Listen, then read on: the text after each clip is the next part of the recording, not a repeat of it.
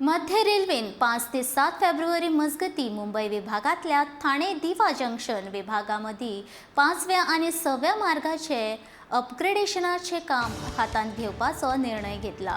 ते खातीर कोंकण रेल्वेचो सुमार 20 रेल्वे ह्या काळांत बंद आसतल्यो, जाल्यार कांय रेल्वे पनवेल मेरेनूच वयतल्यो।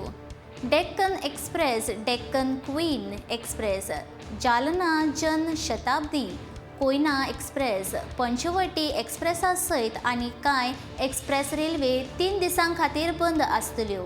ह्या बदलिल्ल्या रेल्वेची प्रवाशांक नोंद घेवची अशें आवाहन कोंकणी रेल्वे वतीन केलें।